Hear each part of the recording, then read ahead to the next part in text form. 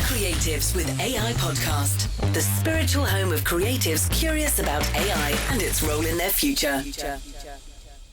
Hello, everybody. Welcome to the Creatives with AI podcast. I'm your host, David, and on today's show, we have Steve Dunlop. I met Steve a few years ago. Must have been 5 years ago, longer. I guess. I think it's now. about 8 years. Yeah, it might have been 8 years ago now, when he had just left Global Radio and was starting his own company called A Million Ads, and we're going to talk about that because that's part of the reason why I wanted to talk to him today. But Steve is fascinated by how we tell stories, and the more engaging and compelling the story, the more effective it is at communicating our needs, desires, and fears. And his background as a radio producer, strategist, and engineer at companies like Intel, the BBC, and Global Radio has given him the empathy to apply technology to real-world human problems. His company, AMA, is the culmination of this, and at its heart, helps others tell more effective stories. So I'm hoping he's going to tell some effective stories today and keep us entertained talking about AI. How you doing, Steve? Very good, very good. Back in London, actually.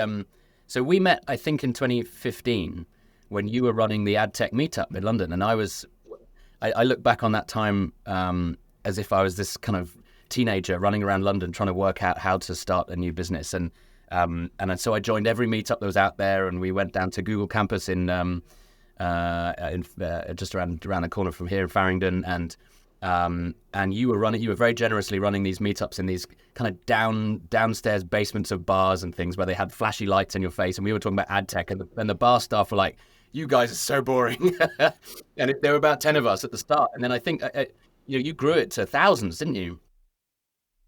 At the maximum, we had 3,700 members. Oh my goodness! In the meetup group, and that was just before COVID. And we had moved on from the place we used to meet in Covent Garden. You're thinking of the place in Covent Garden where we used to meet downstairs. That's changed names about 6 times since we used to meet there, so I don't know what it's called today, but it is still there. And I did go in there the other day, funnily enough.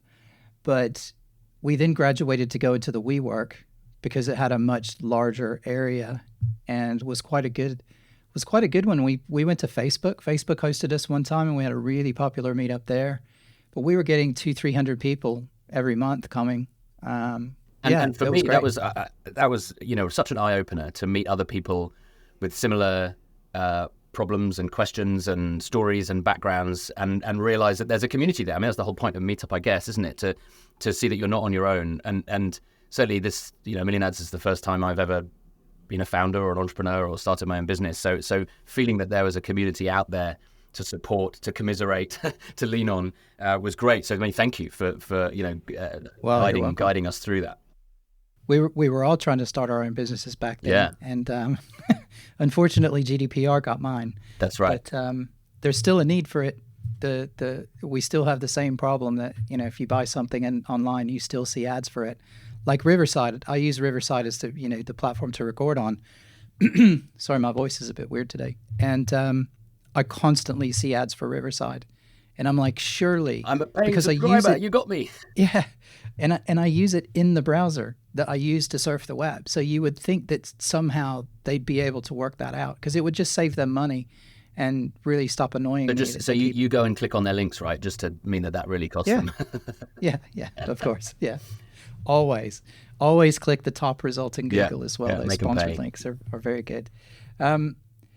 So I think maybe it might be good. I mean, obviously we don't want a pitch, but if you just give a quick sort of little bit of background of what you were doing and how you thought about A Million Ads and sort of what A Million Ads is, and then we can talk about how it uses algorithms and AI and machine learning to do what it does. Yeah, I mean, it's back to that time, 2014, 2015, I was working for Global Radio, and my job there was head of strategy, and the kind of exam question we had was, how do we move these traditionally linear analog broadcast brands like Capital and Classic FM and Smooth and Heart, how do we turn them into digital brands where consumers are moving to Snapchat and TikTok and Facebook and so on? How do we keep those brands relevant in those digital spaces? And one of the many projects that we did at the time was to create a way to sell digital ad inventory independently of broadcast ad inventory. Historically, broadcast ad inventory is you buy what's called reach and frequency, and you get a kind of low per impact cost.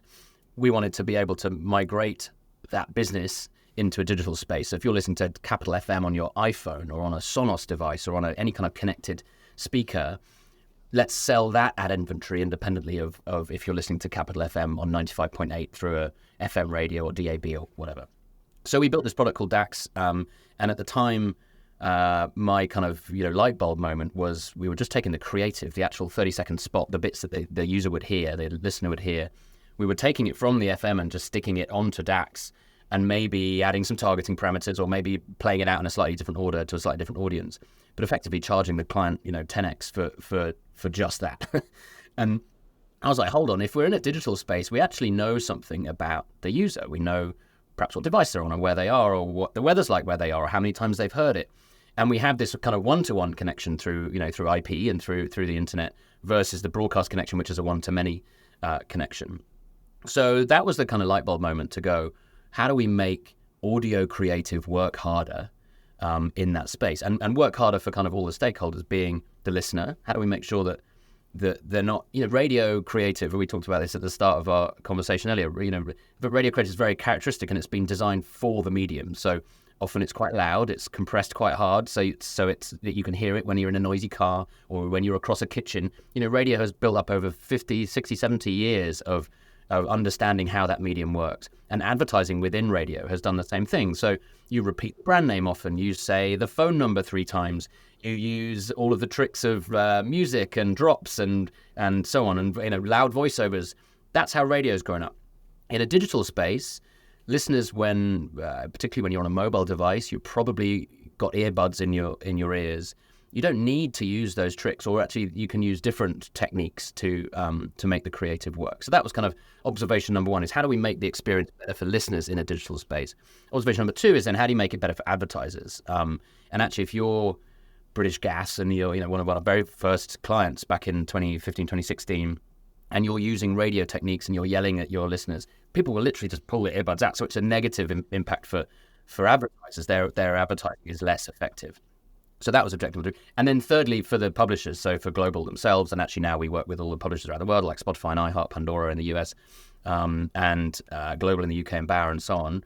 For publishers, how do you make their inventory work harder so they have a better set of formats that they can sell to their advertisers and make more money from? So that was the kind of what would you call the route to market, the product market fit for those 3 stakeholders. And back in 2015, it was just me and a laptop. And I built the first version of the product, on my own in my spare bedroom, and was able to. I was very clear about how I wanted these ads to sound. I was really, in my head, it was clear. I just needed to get out there and play it to people. So I built this kind of demo version that I was able to play to potential advertisers and to publishers. And fortunately, my role at Global meant I knew people across the world in the kind of publisher space. So I already had my kind of first set of people to talk to see if this is a good idea. And then with that demo also I was able to, show investors and raise a bit of money and then hire some people, and we kind of grew from there. In 2018, I moved to the US and started our New York office, and lived in New York for 5 years and actually just moved back. So me and my family moved back to the UK in August last year. We now have 15, 16 people in our New York office and 17, 18 people in our London office, and team of engineers and product people, creatives, script writers, and campaign management people. So we often provide our service as a self-serve. So for some publishers around the world, they can use our tool to design these dynamic creative ads. But also we provide it as a managed service. So we have in-house creative teams, which leads, which means we think about AI a lot, because we actually have a lot of human resources making creative at the moment. And just to fill in the rest of the story, I talked about other publishers that we work with, but actually our customers are brands and agencies. So our clients are people like Starbucks and McDonald's, CVS and Lowe's and Home Depot. Just gone live with Dunkin' Donuts in the US, and in the UK, Sky, and the lottery, and so on. So kind of big blue chip advertisers, which again, I think when we start to talk about AI, we'll focus how we think about AI relative to the advertising set that we're serving. Well, that's probably a good point to jump into that. So thanks for the overview of that. So yeah, let's jump into the AI part, because I think it's really interesting. And back when you started the company, I don't think we thought about it as AI back then. Nobody talked about any of this stuff. Like, my feeling is about 80% or maybe 90% of the stuff that's called AI today actually isn't artificial intelligence. It's just really good machine learning. Or even just a smart algorithm that or a really smart that's algorithm. doing if this then that, pretty standard tree flow, but does it smart, does it fast, and does it better than a human. Let's just call it AI. Exactly. And I think I know I've said this on the show before, and I don't know if I've said it to you or not though. And I was at Oxford and at an AI presentation last year, and there was a doctor was talking about using AI in medical, and he said something that I've said many times since then. And he said, if you're trying to sell it, it's AI, but if you're a professional, it's machine learning. Right. Yeah, sure. So, we've had actual machine learning parts of our tool since 2016, 2017. All of our infrastructure is built within AWS. In fact, we have a couple of components that are in Google Cloud as well. And AWS has had machine learning tools and capabilities since then. And we were very quick to take advantage of that. You want to use the things that are around you. Amazon have had this thing called SageMaker for a long time, and we use that to help our producers when they're writing a script in our system. We help them expand the script. So with Dynamic Creative, maybe you want to talk about the location where the listener is. And if you want that location to be quite small and you're talking to a country like the US, you probably have 200, 300, 400 locations. In fact, for a client like Sunglass Hut, which is on air with us in the US today, we have 14,000 locations. Yeah, I was going to say they're everywhere. They're everywhere. And so AI help us with that long list of 14,000, because there's a lot of, otherwise you'd be effectively using a spreadsheet going down one line at a time to try and match audio files. Yeah. So we effectively use Amazon's machine learning tools to map audio clips to script and to expand the script out. So we've been doing that for a long time. And the other tool we have is to, if you start writing a script and it looks like you're using one of the kind of predefined rules that we have. When we say rule, that's basically a data variable. So weather or time, date, so location. Maybe can I jump in there really quickly? Yeah. Because I know what your tool does, but we haven't really talked about how it works. Yeah. And how you came up with the name A Million Ads. So it might be good just to quickly just go, oh yeah, by the way, this is what the system does, just so people understand. So people know what it does. So there are two parts to our product. The one side is a design tool to help audio producers, creatives, engineers design and build dynamic creative advertising. And when we say dynamic creative, we mean the creative itself, the voiceover, the music, the sound effects change based on who's listening, based on what we know about the listener at the end. So for each listener, we know roughly where you are. From location, we know what time zone you're in. From time zone, we know what the date and the day and the time. Is it light outside or dark outside? Is it lunchtime or breakfast or dinner? Is it... and from then location, we can work out what the weather's like where you are. We have a partnership with AccuWeather, so wherever you are in the world, we know if it's sunny, rainy, cloudy, we know what the temperature's like, what's the wind speed, is it going to rain tomorrow? And so any of these data, and also we know what device you're using. So are you on a Alexa speaker versus a Android phone versus a Windows PC versus a iOS iPad, and everything in between. And then any of those data triggers or rules we can use to change the components of the script. So you, David, would hear a different version to me because we're in different parts of the country. It's sunny where I am and it's raining where you are. And so the client, the creative, the person writing that ad and putting that script together can use any of those components to make the ad feel like it's more personal, feel like it's dynamic. And actually, we've proven over the 8 years that we've been doing this and the thousands and thousands of campaigns that we've run, the advertising is significantly more effective when the listener feels like the creative is for them. Either they perceive it, they know that, oh gosh, that has said something that is clearly personalized to me, or actually sometimes it's it's just kind of in the background. It's just kind of making it feel like it's more aware. It's the subtle modification that's right. Actually, one of the rules we use the most is called sequence, which is where we know how many times you've heard this ad. And so we can keep it sounding fresh. One of the big complaints about radio advertising is you hear the same flipping ads every 15 minutes, and it just drives you nuts. And actually, then you get this peak of awareness, and then you get a drop off because there's a negative feeling once you've heard the ad 1,000 times. It's hear that ad again. Can you make them do that with songs as well? Oh, for sure, yeah. So the burn of songs on commercial radio, yeah, that was the bane of our lives back in the day. Um, and so we have this rule called sequence, which means you can keep it sounding different every time. So every time that user, and you can take them on a journey. You can tell a story. Back to storytelling, you can make impression number one, part one of your story, impression number two, part two, and keep the story moving on. And you can change the language you use like you would in a normal human conversation. Like the first time we met, we'd have said, "Oh, nice to meet you. What do you do?" And the second time we meet, we'd say, "Oh, great to see you again," and we'd shake hands differently, and our expression of the words we use would be different. The third time we'd be bro hugging and slapping, whatever. And so actually, you can use that's what humans do, right? That's the way we naturally interact with each other, and so we can make advertising kind of follow that form using something so simple as our sequence rule. And what that does, so for advertisers, that just gives them flexibility. And the reason the business is called A Million Ads is it's just as easy with our tool to create 1 million versions of an ad as it historically was to create one. And today we use human voice actors to record all of those different versions, and we have a technique to create the script such that you read the smallest snippet that you need to then be able to concatenate all of those versions together to create the 1 million versions. And more, we're using synthesized voice to help with that as well. Which actually is an amazing segue. There is one thing I want to pick up on though, which is I remember back before we had digital radio and all that sort of stuff when, everybody just listened to the radio. And, you would get certainly, the pop stations would always it was whatever the record companies were paying them to play. And it seemed David, like every illegal. 20 minutes you heard the same song over and over and you're just like, oh my God, I can't even stand this. But you had to listen because there wasn't anything else to do.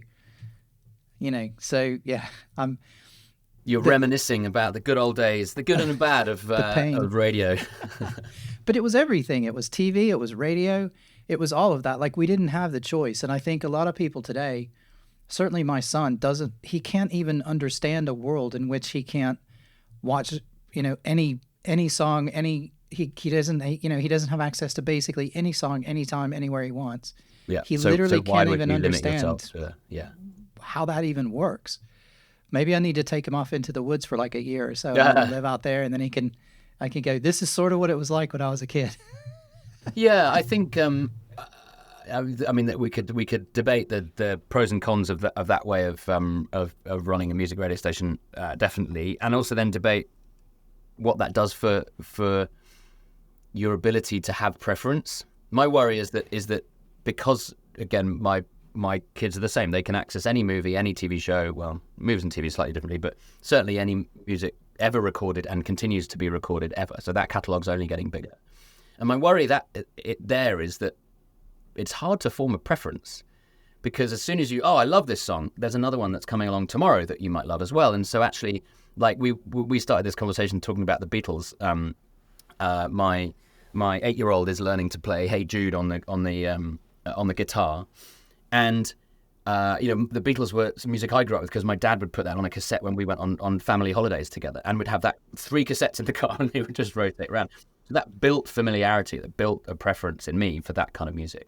Tris is now learning Hey Jude on guitar, but the next week he'll be learning something else. So that depth of preference won't be as strong. So I think that, let's see when our kids are a bit older whether, they reminisce about their, youth and the music they were listening to in the same way that we would. But the point that's interesting that I think about for our business is familiarity. And one of the reasons why advertising is effective is that you do get used to the voiceover. You get used to the music. Oh, when I hear that little jingle, that I associate that automatically. My brain connects that with a brand or connects that with an experience or a feeling. So that's when it comes to creativity. Actually, familiarity is one of the strongest kind of mental links that an advertiser can use to shortcut our brains to thinking about a brand. Where you might not have had to say anything, just play some music or create an atmosphere. And I worry about when we start to delegate creativity to computers is that they won't understand that. At least they don't today. All LLMs are good at is repeating stuff we've already done. There's no net new thinking. And so we'll get stuck right into this. But when it comes to writing creative, humans can still start from scratch and come up with something new. And I think that's going to continue to be very important in advertising. Yeah, it's true. And I think the other interesting thing is, the AI is designed to never give the same answer twice. It is just a big predictive model, and all it does is it works at such a scale now where it has billions and billions of variables and options it can choose from on sort of what direction to take. But then there's a randomness coefficient that they put in there. So it says don't always choose the best, the most likely word next. Choose something different sometimes. And that's what makes it feel human, because if you don't have that, I've read some stuff about it, and they basically say if you don't have that randomness added to it, it will just give you exactly the same answer every time, and it's super boring and it's really, really bland and no one engages with it. So you need that human factor of being different all the time and coming up with something. But what that leads to, I think, which is building on what you're saying, is it, let's say you're working for a brand or you're a startup and you've got a new company and you're trying to establish a brand for yourself and a voice and all of that. Is if you're using AI a lot, I suspect that what it might do is you're not getting that consistent voice because it's intentionally being random. And some of the things that you want to have in there that are part of your brand and your sound and all of that don't get put into it. But maybe people, what I'm worried is that people rely on it too much and they think that it's just going to be right all the time, and they're not thinking about that aspect of it. Yeah, for sure. And so then that leads to how we use certainly LLMs and generative AI. We use it right at the top of our creative process. So, but that's the top of our creative process. We only start working when a brand will issue an RFP, a request for proposal. And that might be, so for example, we just started with Dunkin' Donuts. They gave us 3 months ago a brief that said, here's how we want our brand to sound. Here's the messaging we want to get across. Here's the vibe we want to have. And then here's the things we care about in terms of weather and location and all of these other things. And we then went ahead and wrote a response to that brief. And to help us just generate some thoughts around it, we used ChatGPT as it was, the tool we used then. We use various different tools all the time, just to give us a breadth of ideas. But we've already been briefed by this point, so the brand already has a preference, and that was the point I was making earlier. That the brands we work with, Dunkin' Donuts don't need a new tagline. America runs on Dunkin'. They do not need a new one, so they don't need to go and ask ChatGPT, "Hey, can you give us a new?" No, and also they've been doing this for a long time. They have brand equity in the words, the colors, the font, everything that they use, the way their stores look, the way their coffee tastes. So they don't need to start being kind of out there creative at all. But for specific implementations of their campaigns, having something that just, it's like having another person in the room. Imagine a writer's room and you've got 5 people around the table and you always I love it when Sarah's in the room because she always comes up with the idea about something. And I love it when David's in the room because he always throws in this. And now we've got kind of robot in the room and they can chuck in a few more little kind of irons in the fire. But at the end of the day, you then go, right, but which one matches the brief the most? Which one will have the best outcome for the brand? Which one matches the audience that we're trying to reach? And so we'll have almost like the robot in the writer's room with us. But still make very human decisions around then how do we respond to the brief and then how do we write a script and then go and record it. I've had this thought before.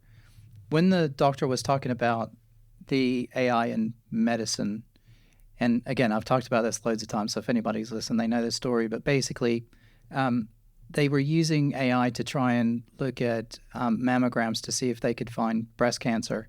And in the beginning, they had all these problems with it because it wasn't very accurate, because it was misdiagnosing and all these cases and stuff like that. And so they were really worried that it wasn't going to work. And it wasn't until 4 years later that they realized that it actually was correct, right, because it was seeing it so much sooner than they thought was even possible, that they thought it was wrong.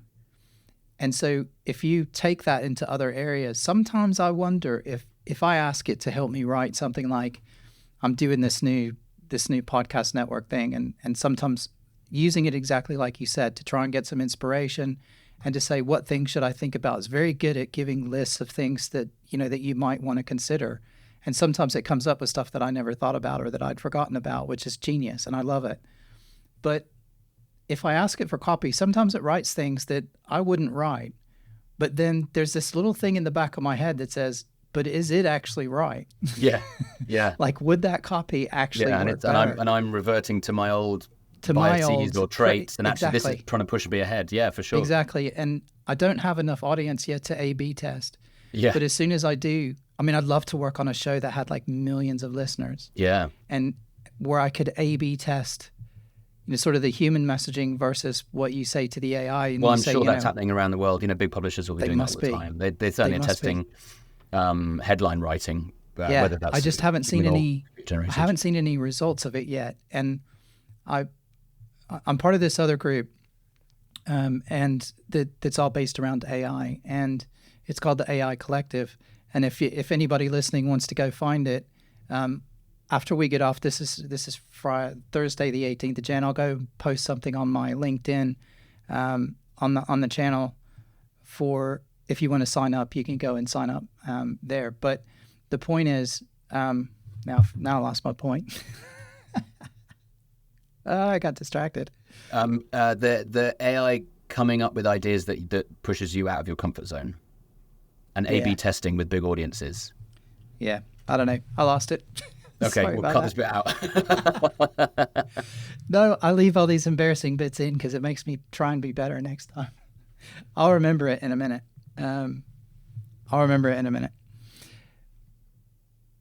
So another reason that I wanted to have you on, and if you remember when I reached out, was because you'd been on another podcast recently, and I can't remember the name, so I'll rely on you to give a shout out to that podcast as well. It was called Ad Tech Heroes. There we go. Someone somewhere thinks I'm an ad tech hero, which is very nice. I mean, absolutely. You're one of the big UK success stories in ad tech as well. So you have to just, that's a cross you have to bear, Steve. But one of the things that you said in there, what I thought was really interesting, and you've touched on it a little bit here, but it almost sounds like you've changed your story a little bit from when we spoke originally, which we were talking about voiceovers. And I'll let you do it, but basically you were talking about the fact that, the voiceover industry wasn't in really too much risk because it's such a small portion of a budget. That was basically what you were saying, right? Yes, for sure. So again, using Dunkin' as an example, they've had a voiceover that's been doing their creative for years and years. That person, they still want that voice on their new creative. That person will be on a retainer with them. So on a per campaign basis, if Dunkin's spending, actually, let's not talk about Dunkin' just in case I don't want to talk about their numbers or anything like that. Let's say an example client might spend $10 million a month on a campaign. Let's call it a digital audio campaign.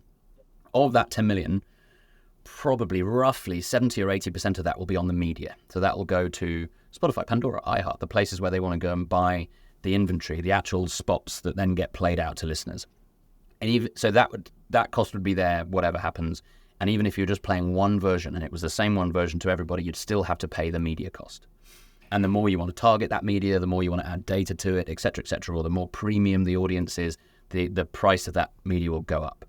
And normally what happens if the price of the media goes up is the amount of impressions that you serve goes down because your overall budget stays the same. $1 million I've got to spend. So if the unit cost is more expensive, I'll just buy less units. So then there's a remainder of the budget to spend with people like us to add dynamic creative to the solution. And then there's a creative cost. So right now we need to go and record it. We need to go and use a voiceover, or maybe we use synthesized voice.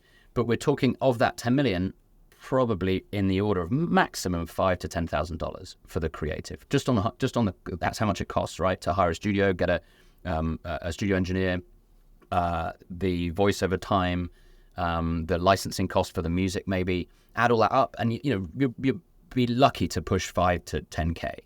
So on a $10 million budget, if you're the person at Dunkin', are you really going to be caring if that voiceover cost that's within that 5K, the voiceover cost is probably $500 to $800.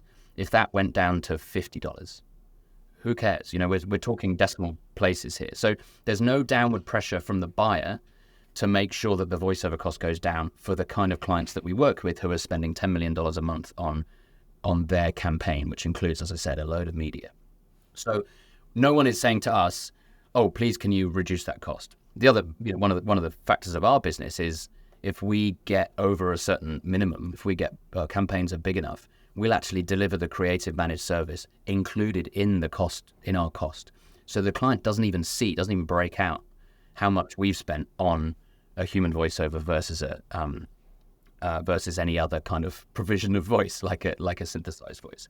So there's no downward pressure from a cost point of view.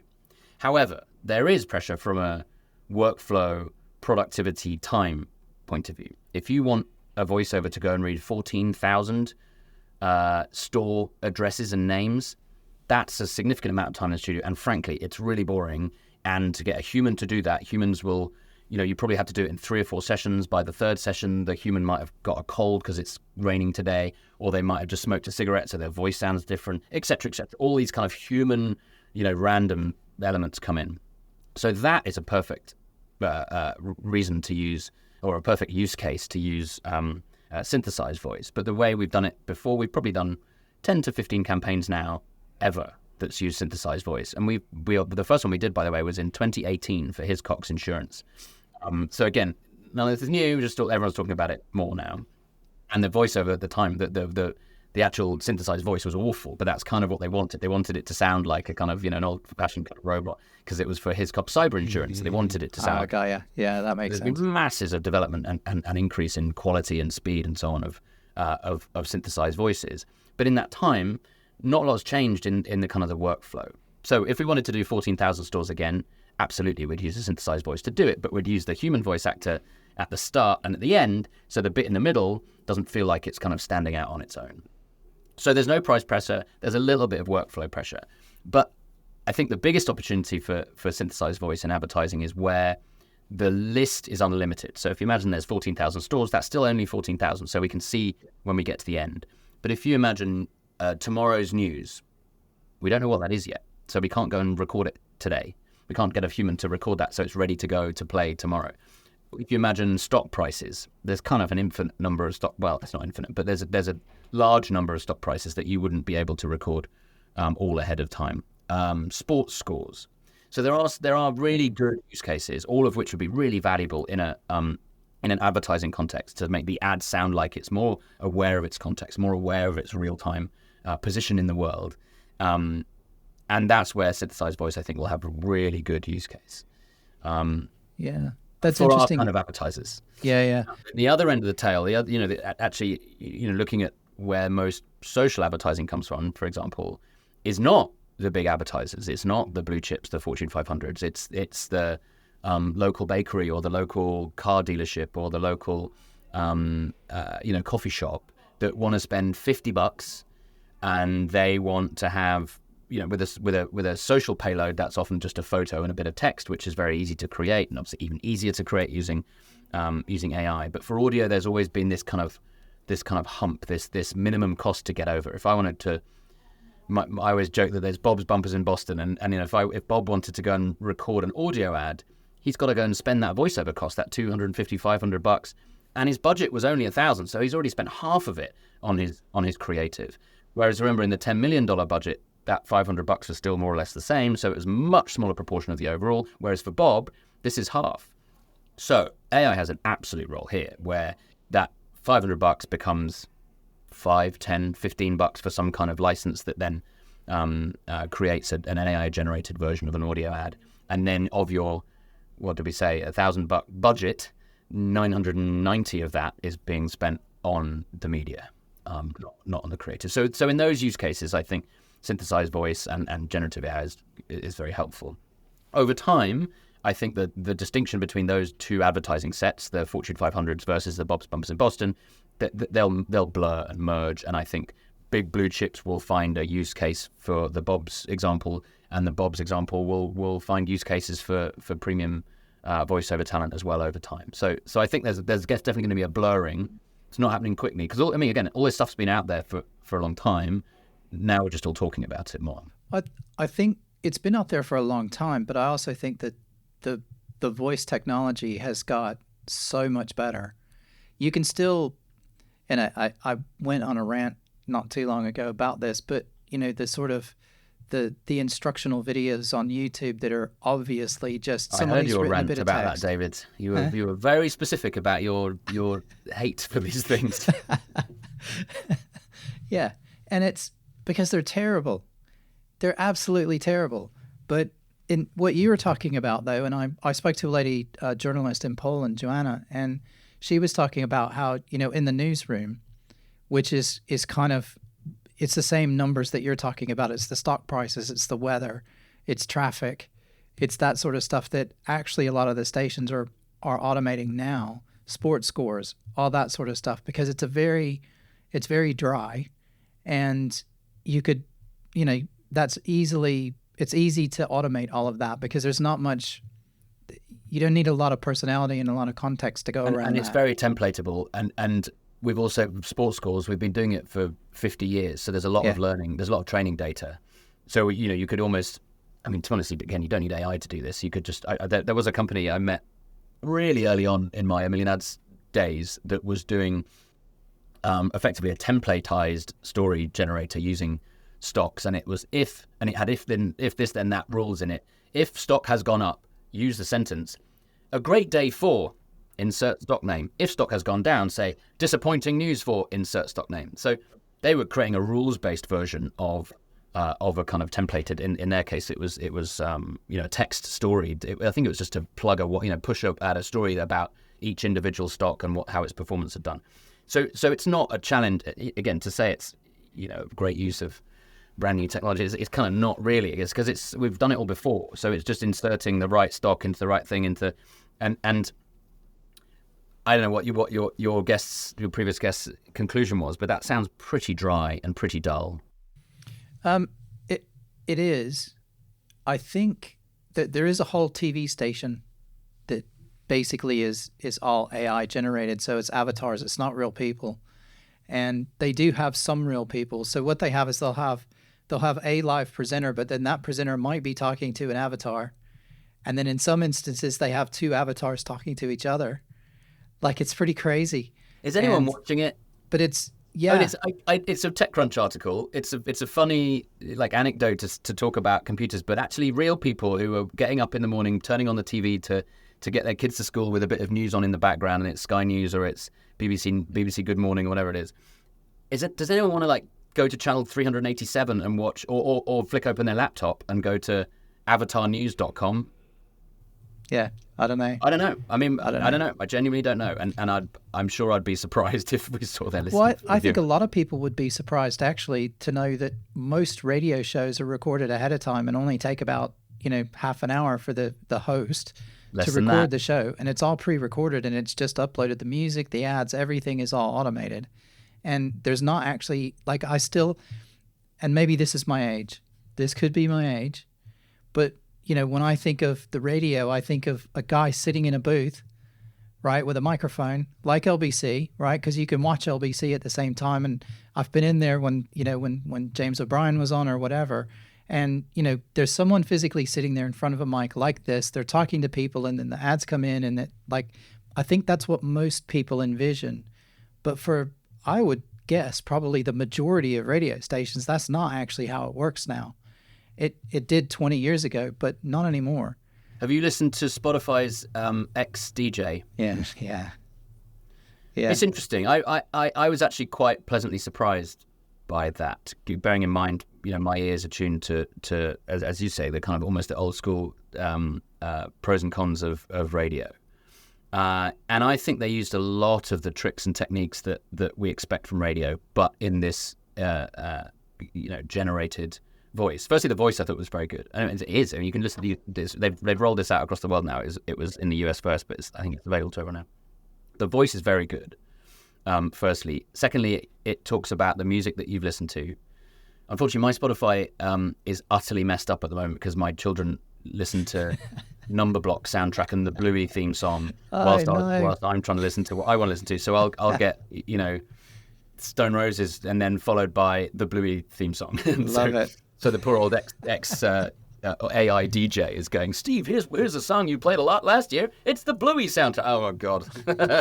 Hello, Family Plan. Yeah.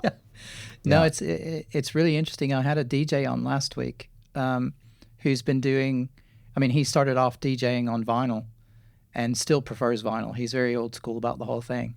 And, we talked about this a lot. And one of his comments, that he made is he said he was talking to a friend of his and they said, oh, yeah, the Spotify. No, he said, have you listened to my show lately? And they said, no, I just listened to Spotify because the DJ on there is amazing. And he's like, but I'm a DJ. And they're like, yeah, but it's better. And he was like, yeah, that was crushing. And it's infinitely variable, right? Yeah. They can say anything and play any music, whereas your guest, he has a record box with 100 records in it. So that's his finite set that he can choose from, and his personality and what he can say is the stories that are in his head. So it's definitely a challenge for humans now against that kind of service. And I think I was ready to listen to that and go and feel quite impersonal. Like this is like, it feels like a robot talking to me. Didn't feel that at all. Actually, there was the way the turns of phrase, the language used, the voice was great, and again, tricks from radio, being up close to the mic, so it feels like you're very close into someone's ear. The speed that you talk with, the volume that you talk with, they'd obviously done a lot of testing to do it. I mean, if people haven't tried it, it's called XDJ or AI DJ within the Spotify app. Worth having a listen to. Yeah, for sure. So we've talked a lot about how you've been using it and how you sort of use it every day in your business and that sort of thing. Where do you see it going from here?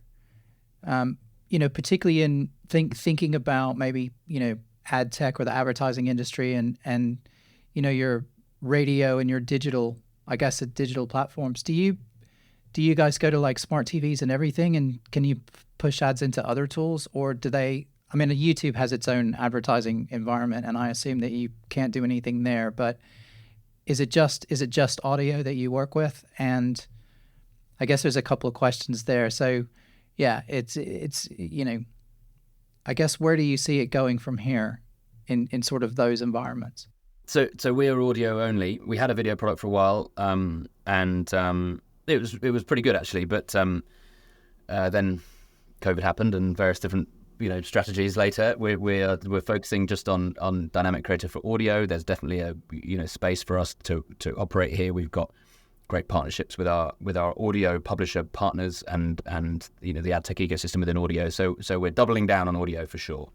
But the dynamic creative as a thing obviously is deployed in every other advertising channel, or at least digital advertising channel. It's quite hard to do in old school press, for example. But even out of home now, with the number of digital screens, a lot of it is dynamically created.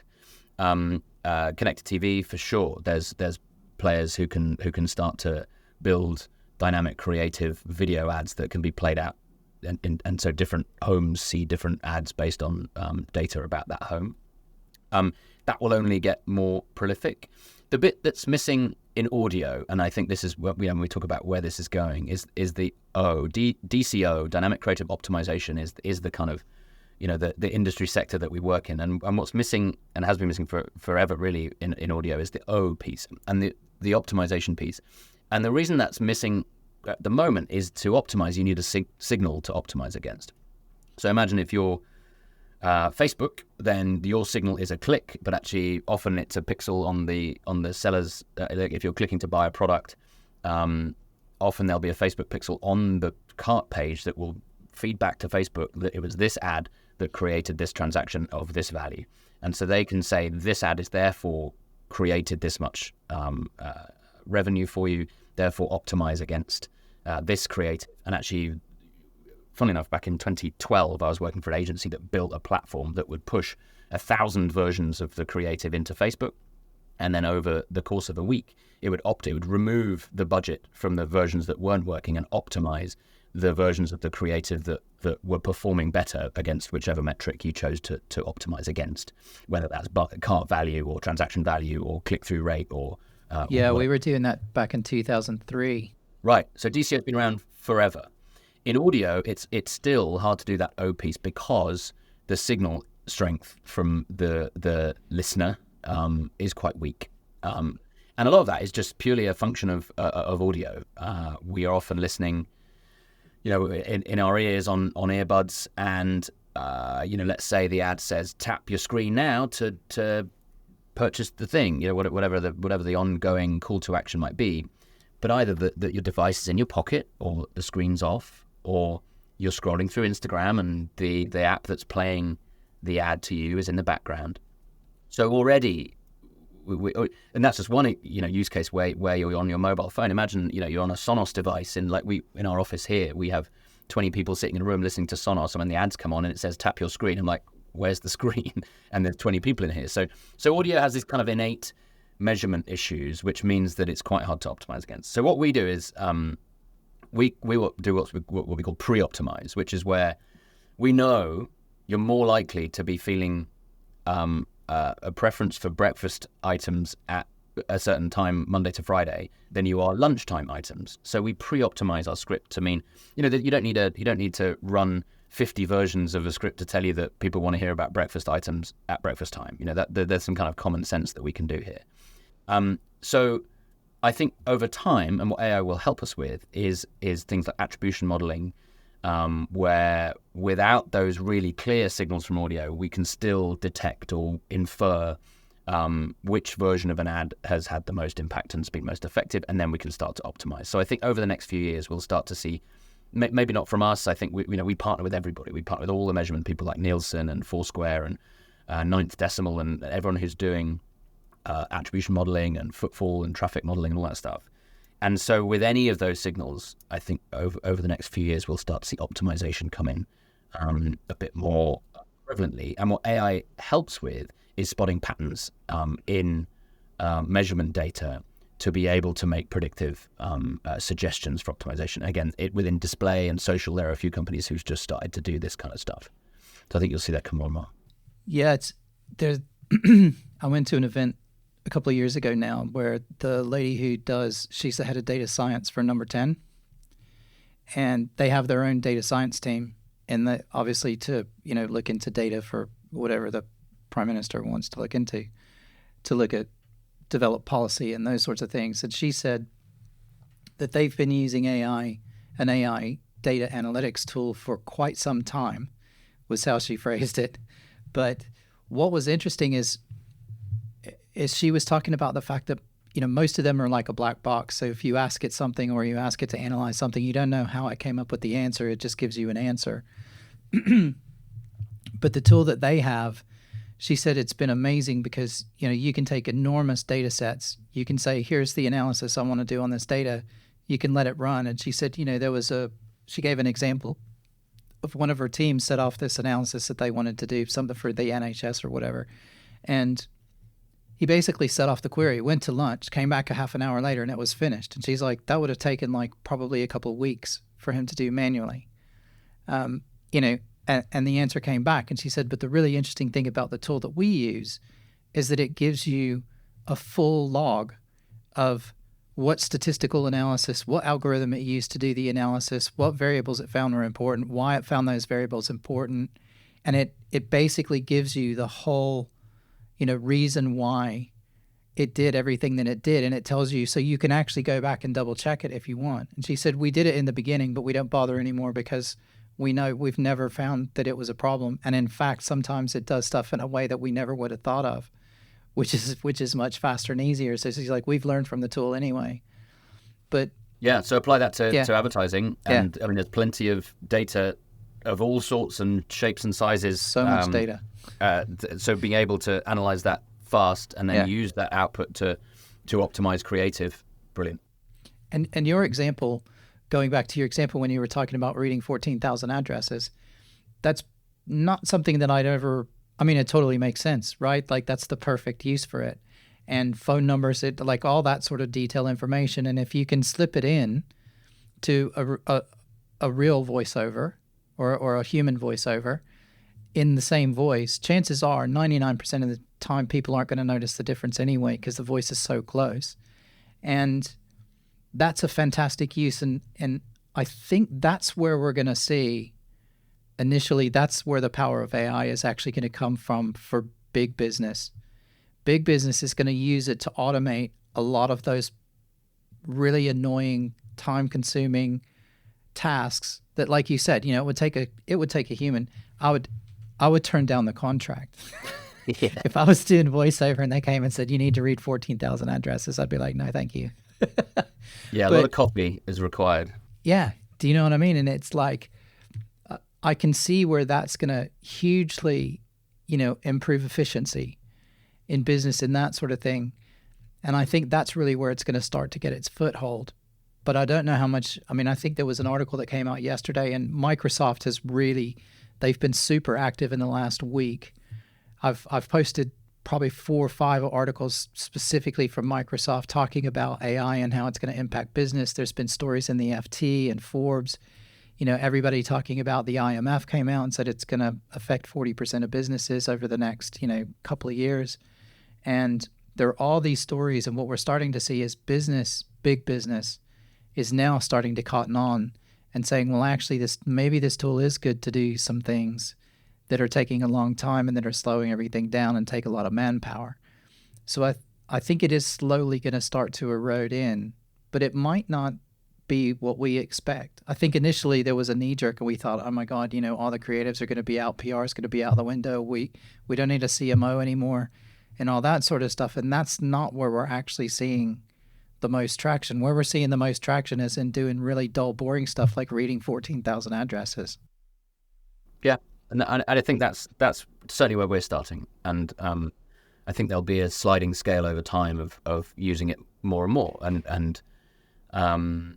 But what do we want here? I mean, at the end of the day, we don't want humans to be doing boring tasks. So the fact that person that was doing the boring task isn't doing it anymore, well, let's hope that they go and do something more interesting, like spend time with their family or watch an algorithmically generated news channel. Painting by the river. Yeah, right. When you talk to AI and when you think about AI, so I have a couple questions that I ask everybody. But this one is my new one for the year. And this one is, are you polite to it? Do you say please and thank you and those sorts of things when you deal with ChatGPT or whatever? Or are you like, it's just a machine and it's a tool and I'll just ask it what I want? So the interesting model here is how I speak to Alexa versus how my children speak to Alexa, which in the end isn't quite the same because as we're working out, Alexa's quite a way behind being a large language model. It's a rules-based response engine. And I think Amazon have suddenly gone, oh, whoops, we need to make it into an LLM. And certainly some of the voice interactions that you can do with ChatGPT are more sophisticated than Alexa. But however, I think the human-machine interface through speech, it could help answer your question. I will always say, Alexa, play the Beatles. And off we go. That's the number one use case of all Alexas is to play an entertainment service, and more often than not, it's music or it's radio. Play Capital FM. The second is asking the time. The third is asking the weather. And so these incredible devices that have been in our homes for the last 8 years, we're still just saying, put some music on, please. I will say, Alexa, play the Beatles, and if it plays a song I don't like, I go, Alexa, next. My kids, I'll say, Alexa, play the Beatles, and if it's something I don't like, Tristan will go, Alexa, shut up. Look at that, really. Whoa, hang on. Yeah. He's like, it's only a computer. and then so my brain just goes, well, you just be nice, be kind, just as a human, whether whoever you're talking to, whomever, whatever you're talking to, be nice. But he's kind of seen it for what it is, and it's really interesting that he goes, well, why do we care how we talk to it? There was a story, this is quite a while ago, that I read about how voice-activated devices can change their answers based on how they're asked. So if you do say, Alexa, shut up, then the answer could be, of course I'll turn it down if you ask nicely, and actually start to kind of preempt or at least have an interaction. Just a little slight tangent to this. I think it's been fascinating to see how these so Alexa is a female name, Siri is a female name, Bixby is some kind of odd, maybe foot servant name that Samsung chose to call their assistant. Google chose to say, okay, Google, and now all of our devices will go off. But and I think there's a big mental leap here between talking to someone who has a thing that has a female name versus a thing that has the name of a company and a weird kind of activation thing. And ChatGPT, of course, I mean, couldn't be more technical. GPT is not a consumer-facing brand name. It's an acronym for the actual technology used in how LLMs are built, transformers. And I think they've got that wrong. I mean, certainly if they want to have us as humans feeling comfortable interacting with this thing, they've got to learn from the path we've already been down here. The most successful voice-activated device is Alexa, and I would argue it's called Amazon Echo, but everyone calls it Alexa because we say her. In our house, we get her to put some music on. And I think, again, humans like familiarity. They like feeling like they're interacting with other humans. So I think whatever happens next with these kind of models that we talk to, whether that's with voice or whether it's through chatbots or whether it's through prompts or whether it's whatever, giving it some kind of personality, calling it something personal, will help. It's interesting because the question I asked all last year was, when you think of AI, do you think of it as being male or female? What does ChatGPT say if you ask? I am neither. I am an it. Actually, we did ask it that. My kids asked it that, and it said I'm neither. I'm a computer, and my pronoun is it. Yeah, it says something like that. But my thought always is that, traditionally through science, sci-fi and all that sort of stuff, it's always been a female voice. And I think it's because it's less threatening.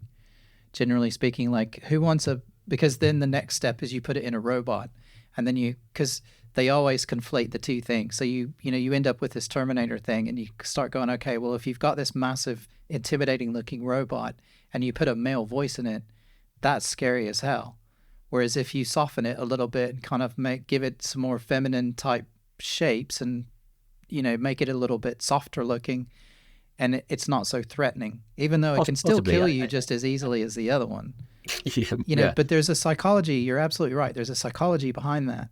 And it's very interesting. And how media and entertainment has trained us to think what a robot looks and sounds like, because we've all watched Star Wars and seen the androids, and so actually a lot of the androids in Star Wars are either genderless or they're male and female voices. I think this is all to play for, right? I think we shouldn't assume about how we're going to react. If a robot walked past the window right now, I don't know how am I going to go, brilliant, they've arrived, now come and help me with my heavy lifting, or am I going to go, oh my god, don't talk to it? I don't know. I think it depends on what it looks like. Yeah, I think it depends. Did you see Elon Musk's tweet where he's got his robot was folding T-shirts? Yeah, I mean, it's incredible. His worldview is that we'll all have nothing to do within 10, 20 years, whatever. His company will be the most valuable in the world. We'll all have nothing to do, and actually we'll spend that time having fun with each other and eating and drinking and watching movies and skipping down the beach, because all of the boring, mundane stuff, as we were saying before, will be done by robots, whether that's computational robots or physical robots, or obviously both. Yeah, I mean, some of that's quite appealing. So when you have a personal assistant that's a fully AI personal assistant, what are you going to name it?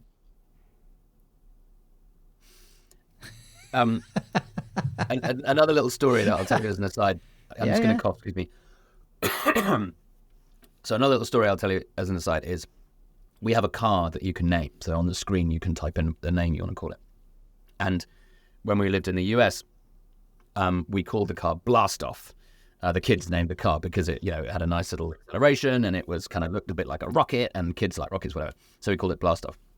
And then we moved back to the UK, so we had to sell the car in the US, and we bought a new car in the UK, and had to name this car.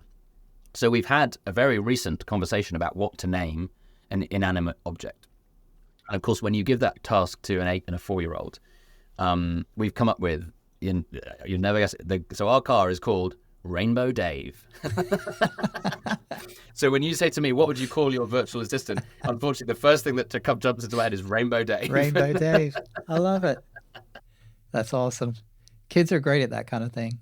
Yeah, the reason I asked, and just to go back, I don't think you and I talked about this before, and if we have, you can stop me. But the reason that I asked that, should you be nice to AI or not was I read an article by a lady who said that she uses it to help her with code. So if she's writing code and she has a code issue that she can't get past, a lot of times she'll paste it in and she'll ask it for help to fix the problem or to diagnose the problem and say, what's wrong with this code? Why doesn't it work? Kind of thing. And then it gives her the answer. And she says she feels gratitude, but she doesn't know what to do with it. Like, which is a super empathetic response. Like, I would have never thought about it that way or communicated it in that way, but I know exactly what she means, and she said it perfectly. And it's like you ask it for something and it helps you, and when you read it, brilliant! Or you thought of something that I didn't think of, or you've solved that problem for me. You've added utility. Yeah. And you, like, if it was a person, you'd be like, oh my God, thank you, that's amazing. That I'm so glad, and you could express that, and you could be like, I want them to feel good because they helped me. And then you've got this thing on the screen and you're like, yeah, where did that go? What do I do with that? Yeah, just as you were talking, I was thinking of it at the prompt level, like asking nice prompts, because clearly every prompt that we write and every answer that it gives is going to be training the next iteration of the model. So if we start asking for prompts in a nasty way, that will train the model that nasty prompts are okay, and then it might start spitting out nasty stuff because of that training feedback loop. So ideally, we still want to be treated like nice humans. I don't think we don't want robots shouting at us. So I think we should speak nicely to the robots so that they speak nicely back to us once they've learned through that feedback loop. Most people I talk to agree, and my thought process is that when the AI starts to take over, I wanted to go, but that guy was always nice to us. But that guy said please and thank you.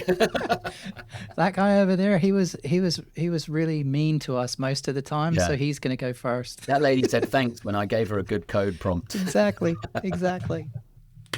Excellent.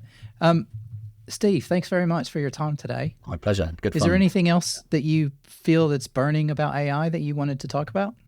I mean, it just... I have equal measure of kind of cynicism and excitement about it. I think the cynicism comes from, oh my goodness, how many times do I get asked every day about what my business is doing in AI? And so I feel like a little bit, not with you. We've got into the detail, and you've asked the intelligent questions around it rather than the kind of soundbite answer questions. And so that can get frustrating, particularly if the person asking just wants the soundbite so that they can say, yep, that company does AI, tick, and then they can put us in a different category on a spreadsheet somewhere. And I think that devalues our overall product and what we've been doing for ages. And, there's a little bit of snake oil around all this stuff. And so that's where my kind of cynicism and frustration comes from. And there certainly are companies and ideas and products out there, your training videos that are just, headless. That is utter bullshit and wasting everybody's time. It's friction in the process and devalues the industry and everything else for everybody else, for all the humans. The excitement, though, I'm bullish on AGI, and I think we'll get there at some point. I must have told you about this before, but maybe your listeners won't have heard of this. There's a blog called Wait But Why, and actually about 5 years ago, it's quite an old blog post. It's in three sections.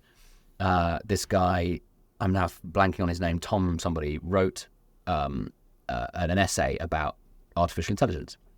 And this is long before LLMs and ChatGPT and so on. And the first, he used all these little kind of stick diagram pictures of people to explain what are otherwise reasonably complicated concepts. And he uses a staircase. And I know this isn't necessarily his, but he redraws it in his lovely little stickmen. And imagine that there's a staircase of intelligence. And humans are on step 7.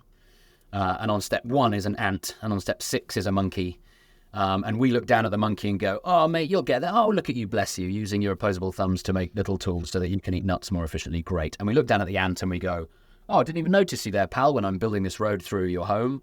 And AI today is probably on step 1 or 2, and maybe with like an LLM, we're getting to maybe step 3 or 4. When we get to AGI, that's when AI joins us on step 7. And then there's ASI, which is superintelligence, which will be, and actually this will happen very quickly. As soon as you get to AGI, there's nothing to stop the computer other than energy and compute cycles for getting up that staircase and suddenly being at step 1,000, and then next week, step 10,000, and next week, step infinity. So if you use that analogy of us on step 7, and we ain't going anywhere, we aren't going to get on step 8, not a chance. I don't know, 1 billion years would need to pass of evolution before we got there. We're looking down at an ant on step 1. Imagine the computer that's now on step 10,000 looking up at us on step 7. And the deference that we have for the ant, what are they going to have for us? So that's the first kind of model that he proposes in this blog, and you just kind of sit and go, shit. And then the other bit that I really like, and it's definitely worth a read, is he has a 2x2, and I'm an ex-consultant. I love you love a 2x2 onto a 2x2. One axis is will AI be benevolent or will it be aggressive towards humans? And then the other axis, the y-axis, if you like, is how soon will we get to AGI or ASI? And then on this 2x2, he plots all the big thinkers about AI. Where do they sit on that chart? Bill Gates, Elon Musk, and hundreds of others, academics and people who've written research papers and people who know way more than us about AI and have been thinking about it way longer than we have. Where is their general perspective? I.e., is it going to happen soon and be benevolent, or is it going to happen in a long time, but when it does come, it's going to be, nasty? And that is because no one knows, right? And actually, I'd love him to redraw this grid, in the light of all the recent kind of LLM development, because you probably would argue that everyone who thought it was going to be 50 years out, you could probably bring that in a little bit now based on, the developments that have happened more recently. Yeah. 100%. Anyway, so I'll leave you with that. It's a good little bit of offline reading to go and do. I found that very helpful to get my own view on AI in general, but also just to get when people say AGI, and all the OpenAI shenanigans about are they developing tools too fast or too slow? Should we have a general pause? Who owns the model? Who owns the training set? All that stuff. It's really helpful to have just the kind of the general landscape in your mind. And I found this very helpful to do that. So yeah, thanks for that. That's amazing, and I'll put a link in the show notes. I've got it up here. Wait, so, why? Yeah, I found it already. Great. So that's cool. So I'll drop a link in. And Brilliant. If there are any advertisers out there who are looking for dynamic audio content and have £10 million a month to spend, I'd love it if that was all with us. I mean, we take a fraction of that, the rest we spend with the publishers. But yeah, come to amillionants.com. That's it. Steve, thanks very much. I appreciate your time today, and it was really, really interesting. And I like some of you brought up some things that I hadn't thought of before, and some positive uses, I think, for AI, which is some good examples that I can use in the future, and I think maybe other people can as well, that aren't quite so scary. And maybe people go, "Oh, I never thought about using it like that." So, no, that's been amazing. So, thanks very much. David. Nice to see you again. Yeah, I'll speak to you soon. Speak to you soon. Thanks, mate. Bye-bye. Bye. Creatives with AI is a proud member of the AI Podcast Network. To stay up to date with current episodes and show information, subscribe to their newsletter at podcastnetwork.ai. And don't forget to follow the show on your favorite podcast platform, so you'll always get the episodes as soon as they're available. Thanks again for listening, and stay curious.